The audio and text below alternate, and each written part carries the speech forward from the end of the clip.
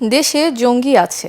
শরিয়া ভিত্তিক দেশ পরিচালনার আকাঙ্ক্ষা পূরণ না হওয়ায় একটি গোষ্ঠী জঙ্গি তৎপরতার চেষ্টা করছে। সচিবালয়ে নিয়মিত ব্রিফিংয়ে এসব কথা বলেন প্রধানমন্ত্রী তথ্য উপদেষ্টা ডাক্তার জাহিদুর রহমান। বলেন, এদের একটি অংশ দেশের গুরুত্বপূর্ণ স্থাপনায় হামলার হুমকি দিয়েছে। এ বিষয়ে সতর্ক সরকার। রিপোর্টে জানাচ্ছেন মাহবুব কবির চপল। দেশে হঠাৎ করেই আলোচনায় জঙ্গিবাদ।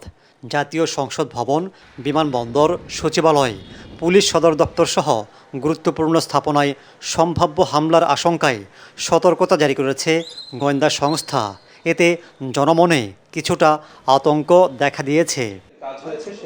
জঙ্গি হামলার বিষয়টি প্রকৃত নাকি ধারণাসূচক এমন প্রশ্ন করা হয় প্রধানমন্ত্রীর তথ্য উপদেষ্টা ডাক্তার জাহিদুর রহমানকে। তিনি জানান, দেশে জঙ্গি আছে। শরিয়া ভিত্তিক দেশ পরিচালনার আকাঙ্ক্ষা থেকে একটি গোষ্ঠী এসব কাজ করতে পারে। বাইরে থেকে ইন্ধনও থাকতে পারে। বাংলাদেশে জঙ্গি আছে, কিন্তু এখানে দুটো এক্সট্রিম আছে। আমি দুটো এক্সট্রিমের কথা বলি।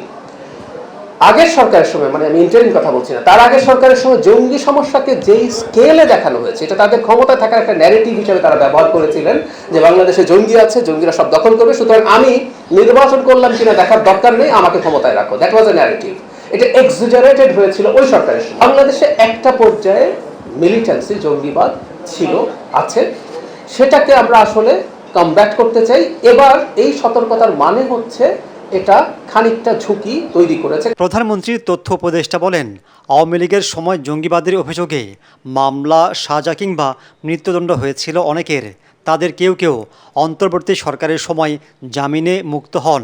তারা যদি পুনরায় একই কাজে জড়িয়ে পড়েন, তাহলে তাদের জামিন বাতিলের উদ্যোগ নেবে সরকার।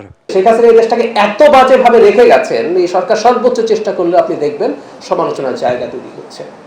সরকারের কোনো ক্ষেত্রে সরকারের ব্যর্থতা আপনি পাবেন। জেনুইন জিনিসগুলো নিয়ে সমালোচনা করেন, আমি এটাকে ওয়েলকাম করছি। তিনি আরও জানান, দেশে জ্বালানি তেলের ভোগান্তি কমতে শুরু করেছে।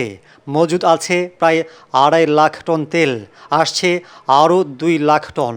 30 এপ্রিলের মধ্যে আরও ডিজেল আসবে 1,80,000 metric ton, octane 16,000 metric ton, petrol 2,000 metric ton. Mahbub Kabir Chapal, ATN Bangla, Dhaka.